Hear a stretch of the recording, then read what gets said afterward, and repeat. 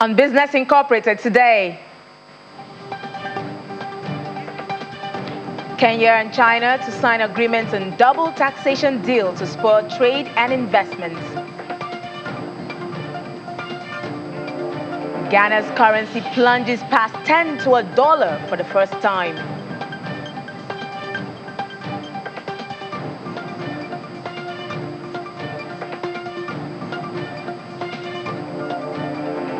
And Botswana is ready to leave CITES over ivory trade ban.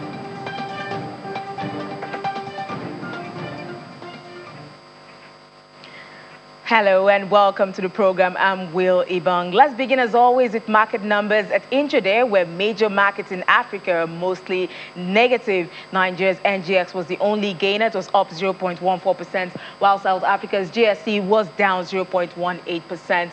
Elsewhere, Egypt's EGX was also down 0.14% at intraday, while Kenya closed Tuesday's trading session negative.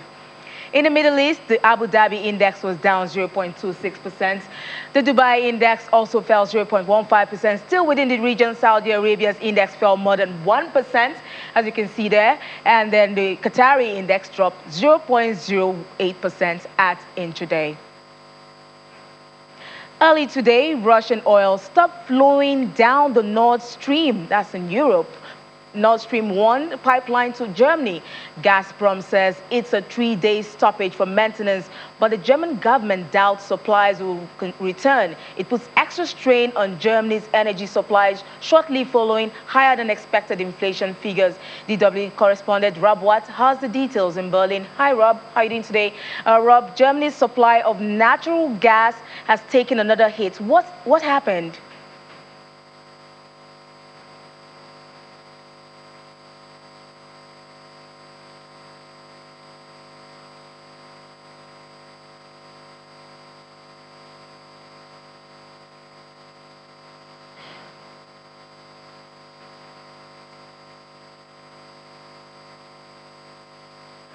Also, Egypt, now we move over to UK, where the rail union leaders have said they're looking for support from Labour MPs on the picket line as they announce a nationwide 24-hour strike next month, time to coincide with the party's autumn conference. Juliana is standing by in London to give details on this and more. Hi, Juliana, how are you doing today?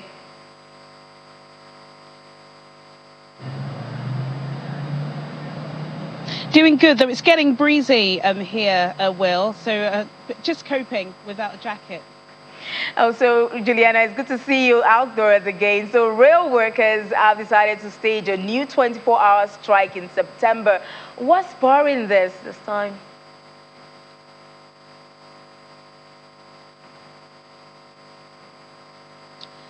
Well, you're absolutely right. The TSA union, which represents about 9 companies that all form underneath Network Rail, which is the umbrella. And it's the same story that we've heard throughout the summer of strikes, because it has been an unprecedented summer of strikes here in this country. It's about pay, jobs and conditions. Pay, as in they're not happy that the offer that's been put on the table for increases is at a level under inflation. Inflation currently at 10.1%, and I believe bosses have offered a 2% pay rise. And now jobs, that's all about job cuts. We know that the transport sector in this country is fast evolving. There are discussions about driverless trains. In fact, we do have some driverless trains. A lot of staff are saying this is not safe for passengers, and because of the way people are topping up their train tickets, you don't really need as much staff as you would typically have at a train station. And when it comes to conditions, a lot of these staff are saying there are so many hangovers from the pandemic.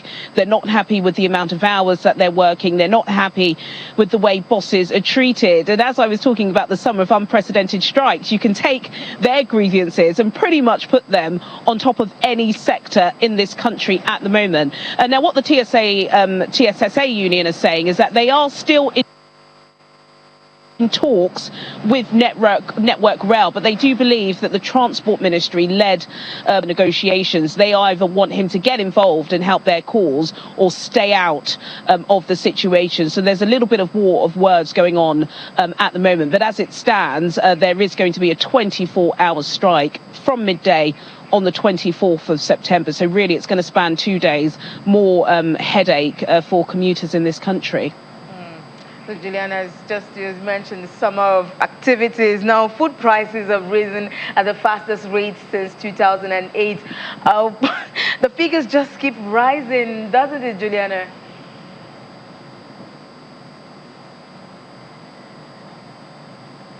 It does. And, you know, I was speaking to colleagues just before coming on air. You hear these headline figures and you're like, hang on a minute. It seems like it's double that. And certainly when it comes to food prices, I think everybody is feeling the pinch. And this has been affirmed by data released today by the British Retail Consortium, showing that food prices are rising at their fastest rate in years, particularly fresh food prices. Now, food prices have risen up 9.3% year on year in the month of August. This is up from 7% in the month of July, but fresh food is up 10.5%. And we know that fresh food, really important for families, particularly children. They're going back to school at the end of this week, beginning of next week. Can't really focus in lessons if you're not eating fresh produce, but they are rising at alarming rates. I kind of feel like I'm on a hamster wheel talking about this negative data, but it does reaffirm what we're saying. It is really difficult to live in the UK at the moment. And I know for millions of our viewers, this must feel like a hashtag first world story, but it is impacting people. And there are many, many people who are struggling to eat. Families, charities, the Resolution Foundation being one of them, talking about families that are skipping meals, some parents not eating just to ensure that their child can eat. And as I said, you know, standing here on the balcony, it is getting a little bit cold now, which is raising fears for some households because it's do you heat or do you eat? Really worrying concern, and something hopefully that Liz Truss or Rishi Sunak, when they take over from Boris Johnson on Monday, will try and sort out as soon as possible.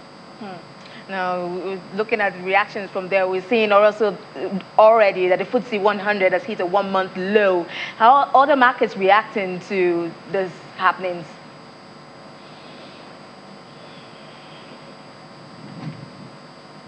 Not great. We've been speaking earlier in the week about the British pound. The British pound has been falling dramatically to record lows. 10-year government bond yields nearly at their lowest level since 1985. And typically, when the pound sterling falls, because the FTSE is so internationally focused, it lifts shares from companies. But that's not what it's looking like today. The all share, as you said, is down in triple-digit figures, 1.12%.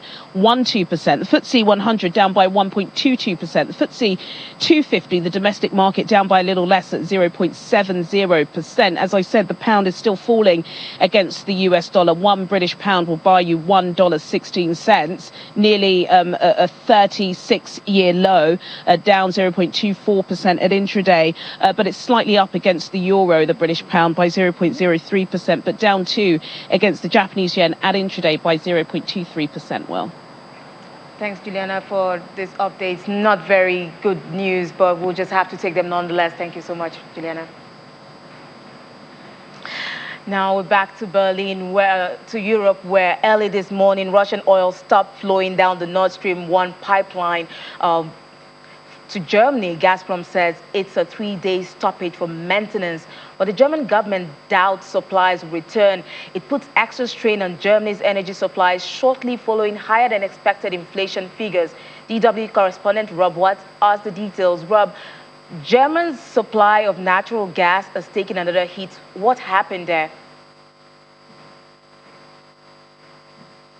Well, as of the early hours of this morning, gas has stopped flowing down the Nord Stream 1 pipeline from Russia. Now, in normal times, the pipeline is Germany's biggest source of natural gas. However, since the invasion of Ukraine, Russia had reduced flows to just 20% of capacity. As it gradually did that, it blamed each stage on technical issues, and now this latest reduction in flows to zero, Gazprom says, is part of a 3-day shutdown for maintenance. Now, there is an awful lot of skepticism here. The flows will return at the end of those 3 days. Moscow is pretty clearly choking off supplies to the EU in retaliation against the sanctions over the war in Ukraine. It's already completely stopped flows to Bulgaria, Finland, Poland, the Netherlands and Denmark. It says it's going to stop supplying France's NG as well. Plus, there are other signs that this shutdown is different to a shutdown last month, after which supplies did resume, albeit much reduced. One of those differences is the amount of notice Gazprom has given this time round, just a couple of weeks. So the government here and businesses are starting to work on the assumption that Russian gas will not return to Nord Stream 1 in 3 days' time. So this is not particularly good news for Germany, especially with the latest inflation figures. How fast are prices rising?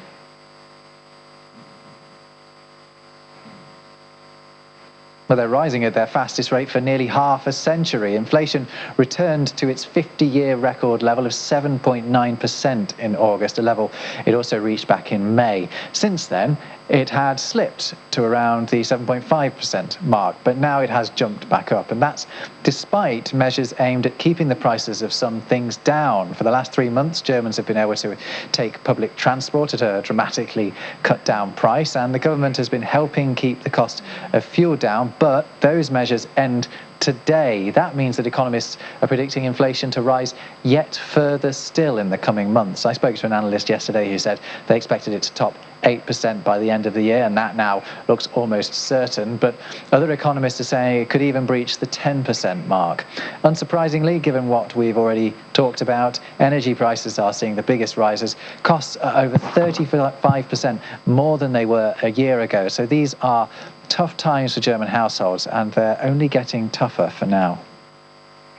So, given yesterday's inflation figures, how have European markets been doing? Well, they're continuing to price in a hefty interest rates hike from the European Central Bank. The inflation figures only made that seem more likely, and a chorus of ECB officials are now calling for a 75 basis points jump when the bank meets next week. The expectation of that has been strengthening the euro as well. It's heading for its third session of gains in a row after slumping in recent weeks. As well as German inflation, we also had figures from Spain on Tuesday. Prices rose 10.4% year on year in August in Spain. Recession fears therefore took their toll on European stocks on Tuesday. The Stoxx 600 index ended the day down 0.7%, having had a much more promising start to the session. We're soon to get inflation figures for the Eurozone. They're due today. We will see what impact that has on markets as well. Thanks, Rob, for those insights. We'll look forward to more positive news. Now over to China, where the Shenzhen Components Index led losses in mixed Asia trade on Wednesday following a negative lead from Wall Street. And as investors digest China's factory activity data, the Shenzhen Component in mainland China shed 1.2%, and the Shanghai Composite in China shed 0.78%. China's official manufacturing purchasing managers index for August beat expectations slightly, coming in at 49.4 according to official data. The non-manufacturing PMI was at 52.6. Hong Kong's Hang Seng index pared earlier losses and traded 0.11% lower, and the Hang Seng Tech Index gained 0.84%. The Nikkei 225 in Japan shared 0.37%. The Kospi in South Korea gained 0.86%, and the Australia ASX 200 declined 0.16%. In a moment, Egypt's debt crisis, which is looming, is the next conversation. Do stay with us. This is Business Incorporated.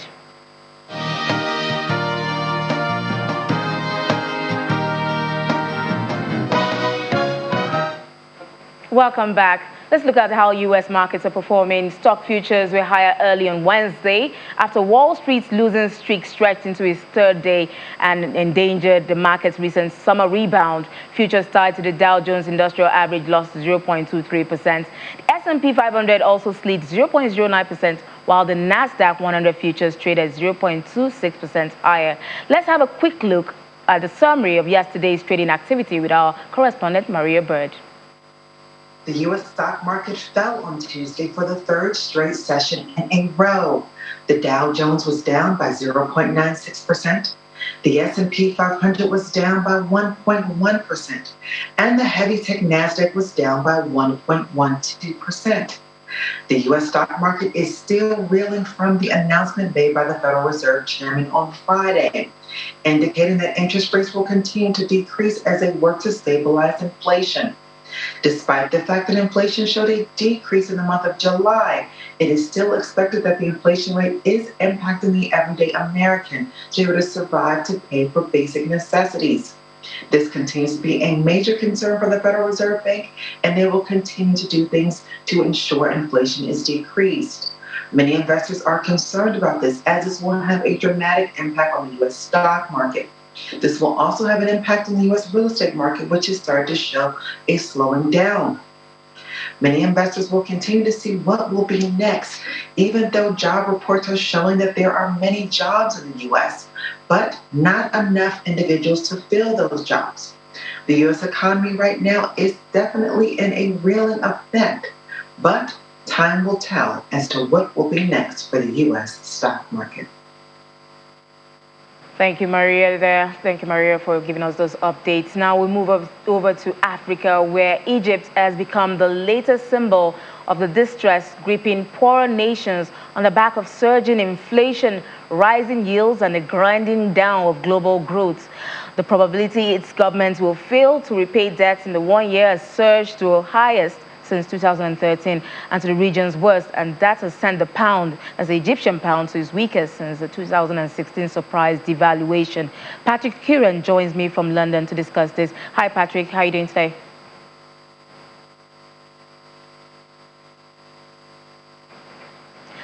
Patrick, a debt default is looming for Egypt. Can you tell us what lies ahead for the economy if this eventually happens? Sure. So I should start by saying that our base case is that Egypt will be able to do what it takes to avoid default, but it's going to have to walk a tightrope to avoid a crisis.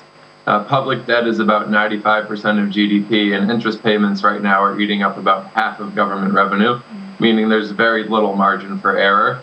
Even more concerning in our view is external financing needs. So the sum of their current account deficit and external principal payments due over the next year are equal to about $45 billion, which is 10% of GDP and 1.5 times their existing reserve stock, which is amongst the highest of all emerging markets.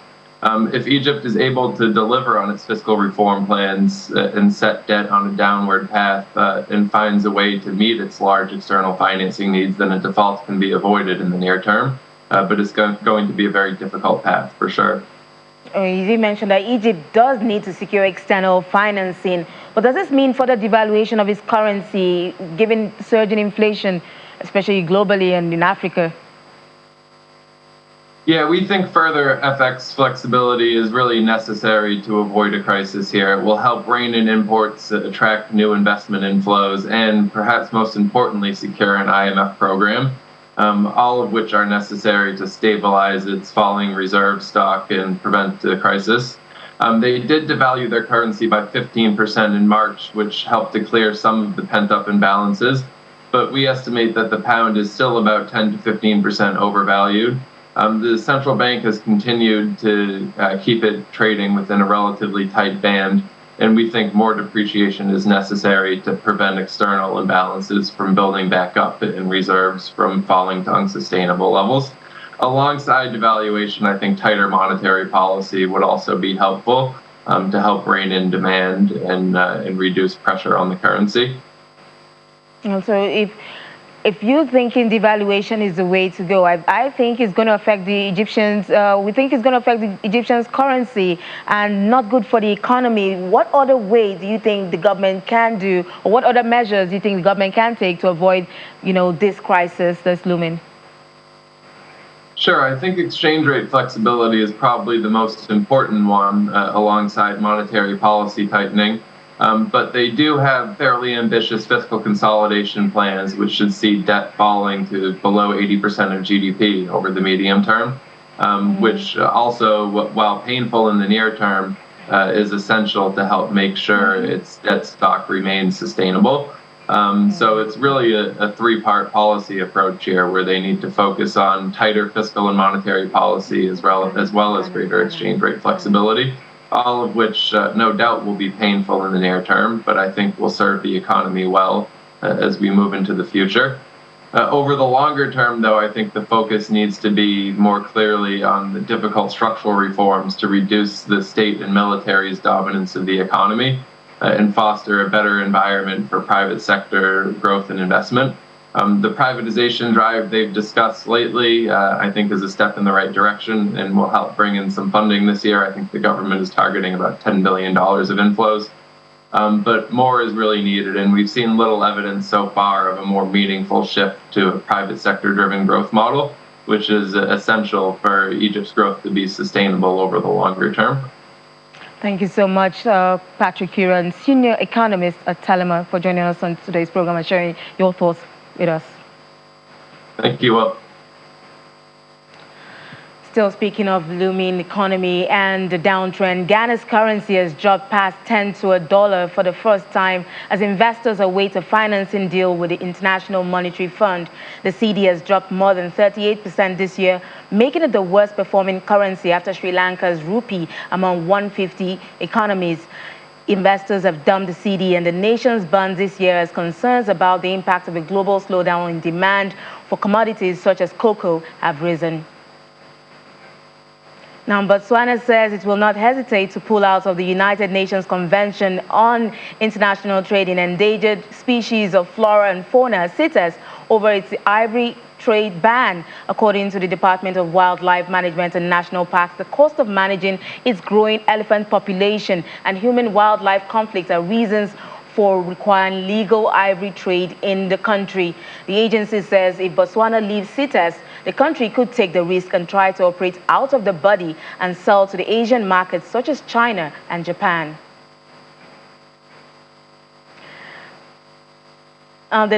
Nigeria's national